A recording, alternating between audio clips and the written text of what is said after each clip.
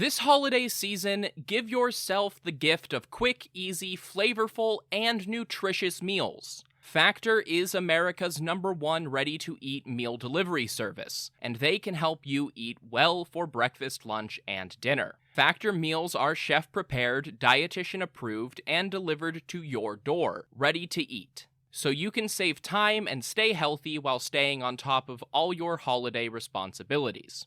Cross meal prepping off your to-do list with 35-plus fresh, never-frozen meals that are hot and ready in just 2 minutes. Factor offers options to fit your lifestyle and preferences, whether it's calorie smart, vegan and veggie, or their protein plus option. This December, get Factor and enjoy eating well without the hassle. Just choose your meals and enjoy. Head to factormeals.com/Persia50 and use code Persia50 to get 50% off. That's code Persia50 at factormeals.com/Persia50 to get 50% off. Okay, here's how Miro works. See, it's amazing. What's everyone doing at David's desk? Ever since marketing started using Miro's collaborative online whiteboard, he thinks all our other teams should sign up. Why? He says Miro's making his meetings disappear. And if every team gets on it, that means even less meetings. They're using Miro for brainstorms, mind maps, customer research. So could we use Miro instead of having another 100 meetings for every round of feedback? Yep. You can comment, react to ideas, even leave a recording on the board. And what about presentations? There are Miro templates for that. How do you know so much about Miro? I've actually been using it all along. I just used a Miro board to plan the best vacation. Okay, I'm on board.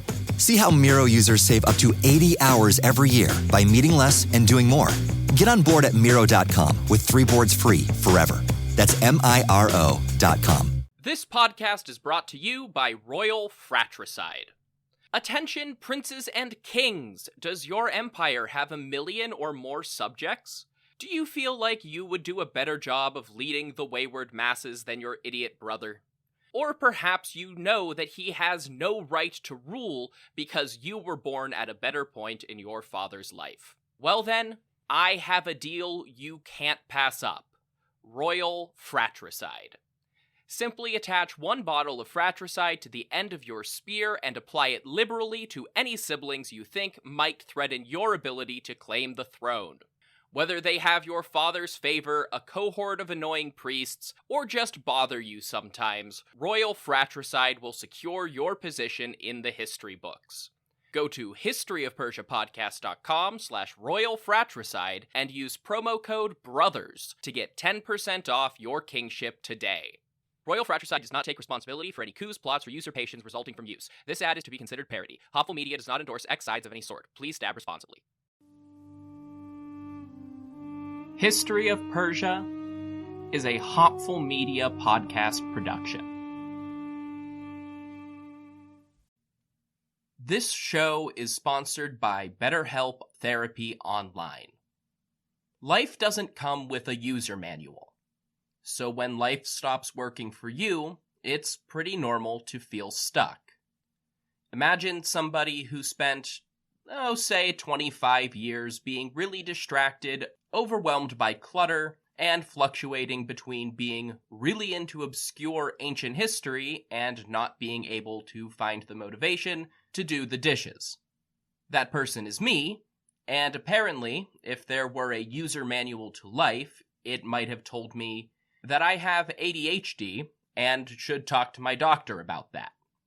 Therapists are about as close to a manual as we can get.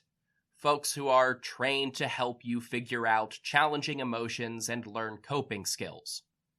BetterHelp has connected millions of people with licensed, registered therapists for convenient and secure online therapy. It's convenient and 100% accessible online. No waiting rooms, no traffic, and not even endless Googling of therapist near me. You just fill out a questionnaire and get matched with an appropriate therapist. And if it doesn't click, BetterHelp makes it easy to switch providers. Everyone deserves to feel their best, so get unstuck with BetterHelp. Learn more and save 10% off your first month at betterhelp.com/Persia. That's BetterHelp, HELP.com/Persia.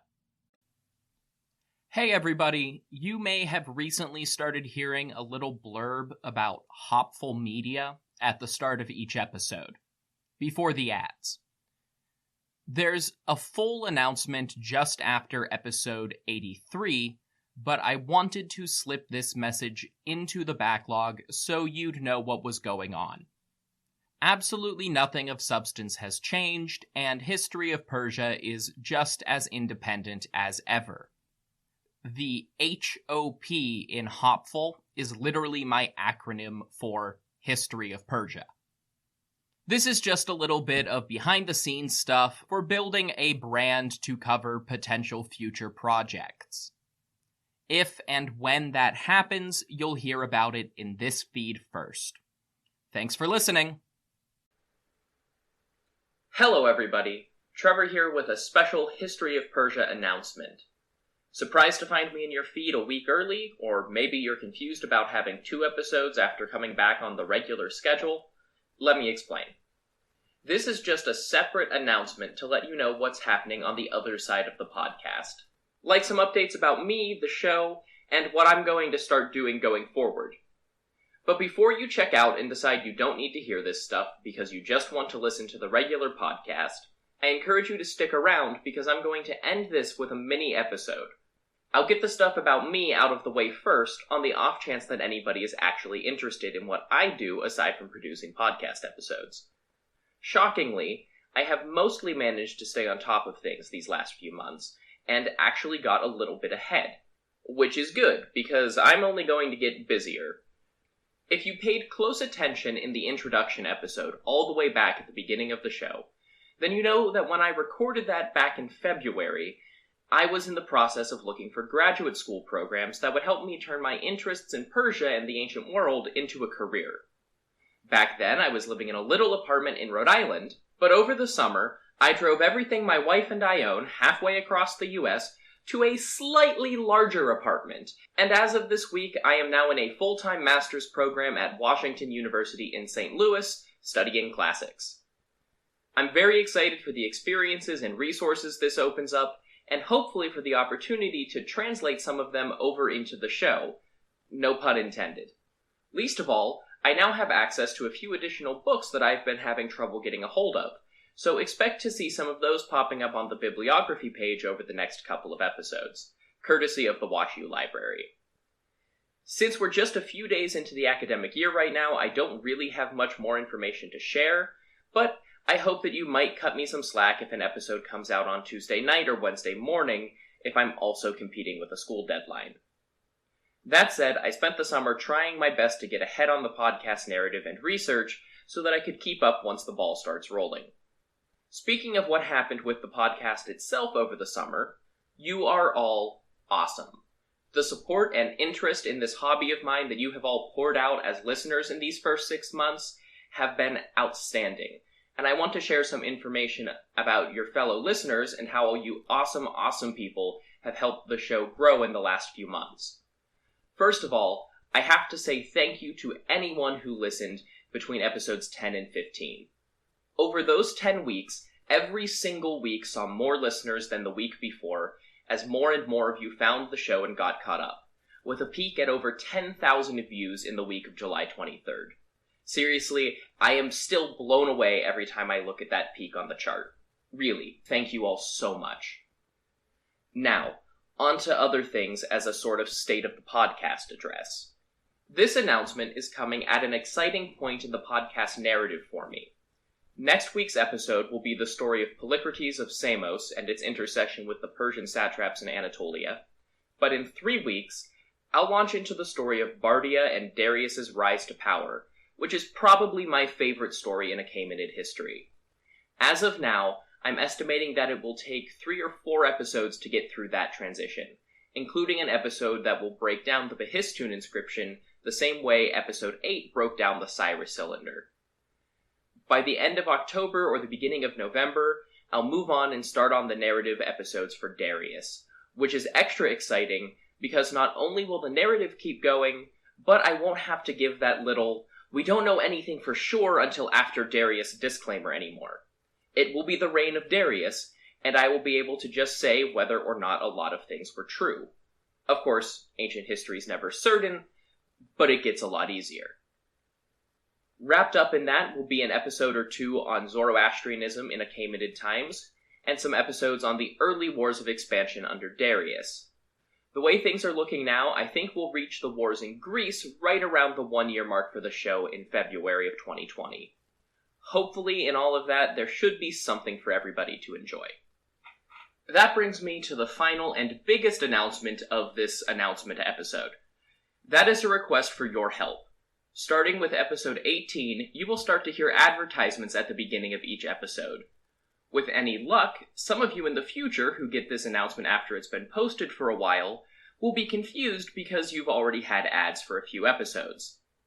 I offered up those slots through my host platform's built-in service, but haven't had any takers yet, so I'm looking elsewhere for now. Either way, the next episode will be the first to go up with an ad in it. Now, I'm not a huge fan of ads in podcasts, but podcasts can be time-consuming and do have some startup costs for decent audio equipment, and advertisements can help cover those costs. That said, they still don't cover much, and I know there are plenty of people who really can't stand them. That's why I'm also launching a Patreon. For those that don't know, Patreon.com is a website that allows viewers, listeners, and consumers of online content, like podcasts, to pledge a monthly amount of money to the creators of that content, mostly in exchange for some kind of extra content or benefits. Examples include being listed on the official website, being included in a newsletter, bonus episodes, or a version of the podcast with no advertisements. All of those options and a few more will be available on the History of Persia Patreon page, which now has a link on the new support page of the website. You can find a link to that page as well as Patreon itself in the description of this announcement. Those patron-only bonus episodes will come monthly starting in October. They will include things both in and out of Persian history, loosely abiding by some kind of connection to the ancient world or Iran. Sometimes it might be spawned from information that I chose to cut out of other episodes for one reason or another, and other times it might just be something that I find really interesting. I've already picked out the first 3. The Bronze Age collapse, military equipment of the early Persian army, and my personal thoughts on Zack Snyder's 300. If those topics sound interesting to you or you just want more content, come check out the Patreon and see if that's something you might want to do. There's also a special offer for anyone who pledges before September 25th to get a History of Persia podcast sticker. It's 2 lines of Old Persian cuneiform text that roughly translates to the history of Persia. I honestly have no idea if anybody has any interest in that, but it seemed kind of cool to me. I might be a little biased, though. For those that don't feel comfortable with a monthly commitment or just can't work with Patreon for whatever reason, if you still want to support the show, there will be other options. The support page will have a few other sections, like a lot of affiliate links to the products that I advertise on the show, so if you decide to use any of those, you can go through the link on the website and I get a small commission. I'll also be posting a couple of Amazon wish lists full of books. Research materials are by far the largest and most expensive part of this project for me.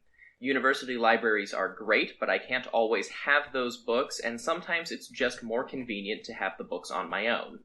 So if you're feeling extremely generous, you can support the show by sending me books, and your name will show up on the bibliography page under the book you sent. If you do consider that option, please feel free to ignore some of those inordinately expensive textbooks on there. These lists are also just a convenient place for me to keep track of major books on my reading list. I'd be ecstatic to receive any books out of the blue. Soon, there will also be a PayPal link on the support page for those that don't want to commit to something or buy a whole book but still want to make a one-time contribution. I just have to work out some of the logistics of that first. Of course, there is one... Happy New Year, everyone! If your New Year's resolution includes learning a new language, Maybe because you want to connect with friends and family, or maybe to add a new and useful skill to your resume, then Rosetta Stone is for you. Rosetta Stone is the most trusted language learning program with more than 30 years of experience behind it. They offer 25 languages, including Spanish, German, Arabic, Persian, and Chinese, as well as a lifetime membership for you to buy now and get access to all of the lessons forever. Rosetta Stone has the best speech recognition technology of any language learning app out there to help you practice speaking and get feedback on your pronunciation. The focus of the program is on having real conversations, not just knowing a few translations. It's more effective and a more fun way to learn. So start the new year with a new skill. Don't put off learning that language. There's no better time than right now to get started. For a very limited time, History of Persia listeners can get Rosetta Stone's lifetime membership for 50% off. That's 50% off unlimited access to 25 language courses for the rest of your life. Redeem your 50% off at rosettastone.com/today. One other really important way you can all help the show, even if you do not want to or can't provide some kind of physical or financial support. Seriously, despite this whole announcement, the support that I value the most is still spreading the word and sharing the podcast with your friends and followers to help the audience grow. I want the History of Persia to reach as many people as possible and value every single time I see my show pop up in someone's recommendations. I have sincerely enjoyed the interactions with listeners I've had with the last 6 months, be it on Facebook, Instagram, Twitter, emails, Discord, or Reddit, and I look forward to even more of those in the future. If you want to get in touch with feedback, questions, or even just to say hi or find a platform to share the show, there are a ton of places to do that. You can email me at historyofpersiapodcast@gmail.com, or use the contact page on the website. You can also find me on Facebook as History of Persia Podcast, Instagram as History of Persia Podcast, and Twitter as @HistoryOfPersia. You can even chat with me on the History Podcast's Discord server and associated subreddit. There will be links to all of this stuff in the episode description of this announcement. Finally, I wouldn't want you to all feel like this is just me asking you for things without getting anything in return for listening to all this. That's why it says Croeseids in the episode title. Anytime I do one of these little fundraising announcements, starting today, I'm going to tack on a short episode about a type of currency being used where we are in the narrative. Maybe it's just a bit on the nose, but I thought it was a fitting bit of history to include here. I know the technicalities of ancient currency probably isn't everyone's favorite topic, but I hope it makes up a little for me rambling on about logistics and asking for money for the last 10 minutes. This mini-episode is going to discuss the Croeseid, the first system of coinage currency known to history. These coins actually have come up before on the History of Persia, back in episode 5, Crossing the Halys, when I mentioned that they were issued by the Lydian king Croesus and adopted by Cyrus the Great after he conquered Lydia. This time I want to get a little bit deeper into the specifics of those coins. The backstory of the Croeseid is also the backstory of coinage in general. As Lydia, under King Croesus, was the first government in history to issue coins as a form of official currency, but the story doesn't start with Croesus. Instead, we should look to the generation before him to see how these little discs of shiny metal became a standard medium for the exchange of goods and services. It seems obvious to us now that gold and silver have value and that a government would produce objects of predictable and reliable value to use as money. But at some point, we had to invent all of those concepts. Gold and silver were recognized as valuable thousands of years before our narrative even reaching into prehistory. They are common enough to be recognized and obtained across many cultures and places, but rare enough to be considered valuable, and easy enough to work with and find that they were used very early on in humanity's first experiments with metallurgy. But for thousands of years, they were traded based on weight as ingots or as part of finished crafts in a trade and barter system. It wasn't until the 8th or 7th centuries BCE that rulers started making small round pieces of precious metals with images pressed on them, and even then, they weren't really a currency the way we'd normally think about it. Herodotus and Xenophon say that the Lydians were the first people to mint coinage for use as currency. But the much later Parian Chronicle gives that role to Phaedon, the Greek king of Argos who lived almost a century before Croesus. Archaeologists have never found coins from that Phaedon, though, and so the Lydians have mostly retained their title as the inventors of the coin economy and the first culture to have retail sales that exchanged money for goods. The first coins, or more accurately, coin-like objects, date from the reign of Croesus's father, Alyattes, who is better known on this show as the Lydian king who fought Cyaxares and the Medes at the Battle of the Eclipse. Alyattes and some Ionian Greeks on his eastern borders after him minted objects that some have called coins and others have called medals or badges. These don't seem to have had any intentional exchange value aside from just being made of precious metals. They were probably distributed as symbols of royal authority or approval, but that doesn't mean that people who accumulated them didn't exchange them to buy other things. In fact, it's pretty clear that they did, but we probably shouldn't view Alyattes' coins as proper currency just yet. The biggest obstacle between those early tokens and the eventual implementation of real coinage was that they were made from electrum, a naturally occurring alloy of gold and silver which can range from 70 to 90% gold content, and its color can range from yellow to a greenish silvery color. The wide variation in gold content and appearance made it very hard to establish any kind of standard value for these coins because their actual gold value could vary drastically. Things were made even worse and more unreliable because the coins ended up being debased, with an actual gold content as low as 45% to make it possible to mint more tokens. These early coins were just too unpredictable to create a stable currency. Sometime between the reign of Alyattes and his son Croesus taking the throne, Lydian metalsmiths worked out a solution. A method was developed to separate the gold and silver in the electrum into nearly pure forms. Once the purity of the metal could be guaranteed, it was much easier to produce coins of a consistent value. Croesus ordered the mint in his capital at Sardis to produce gold and silver coins that abided by certain standards. The first gold coins were slightly heavier, approximately the weight of the gold in one of his father's coins if they had not been debased.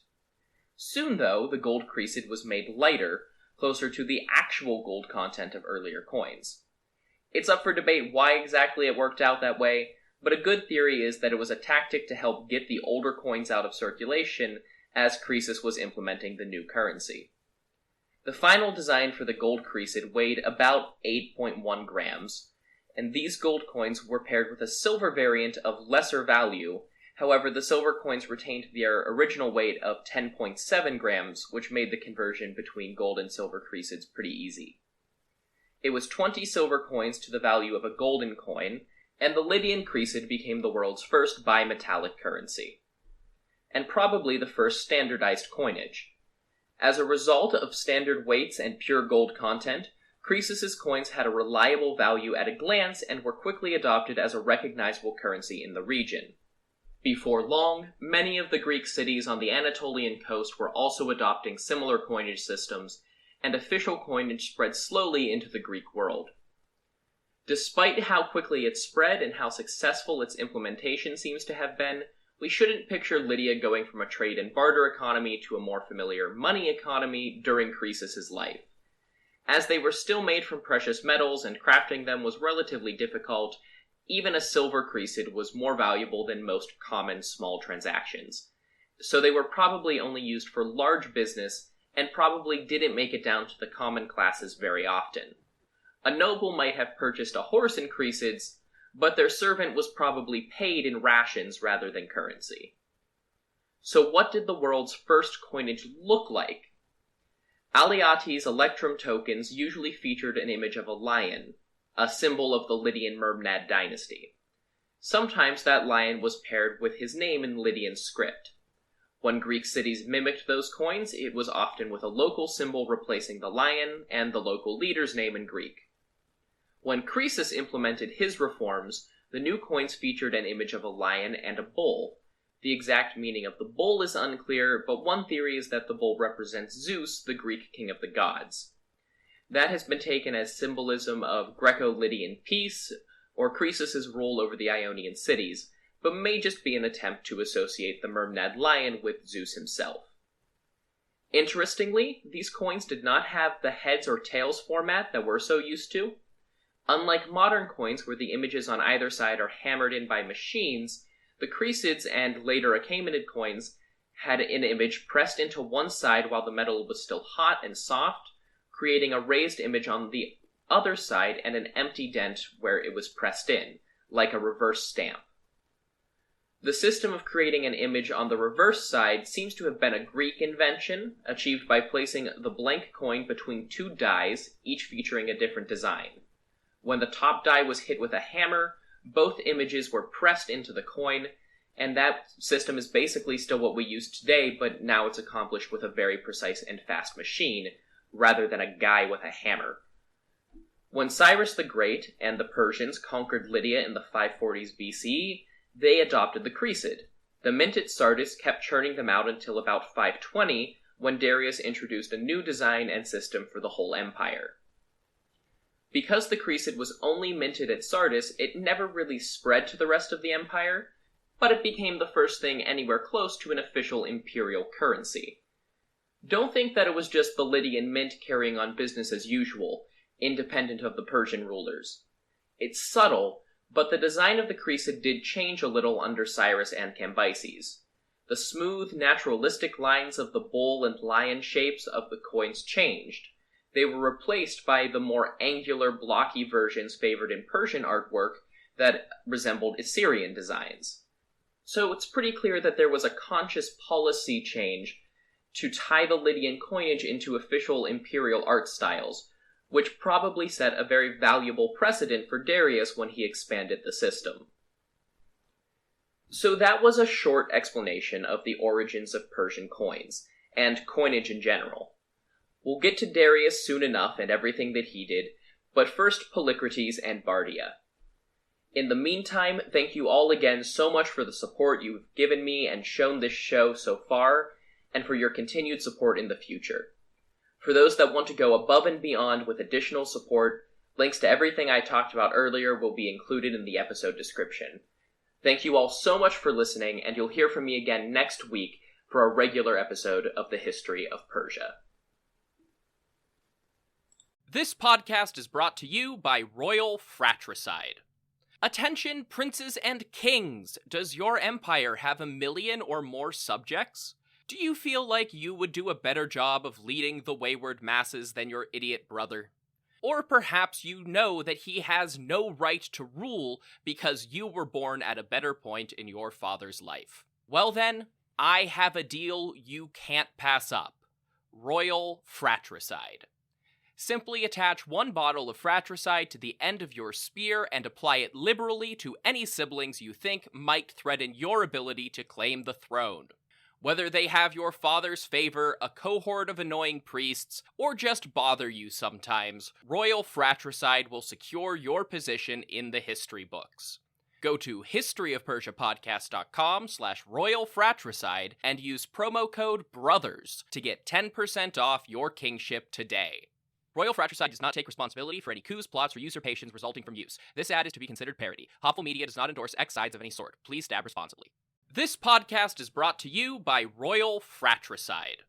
Attention, princes and kings! Does your empire have 1 million or more subjects?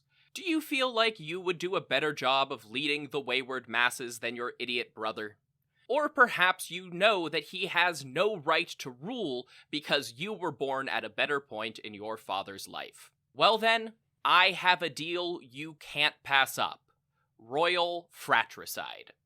Simply attach 1 bottle of fratricide to the end of your spear and apply it liberally to any siblings you think might threaten your ability to claim the throne.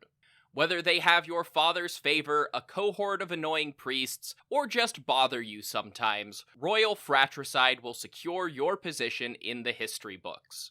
Go to historyofpersiapodcast.com/royalfratricide and use promo code BROTHERS to get 10% off your kingship today.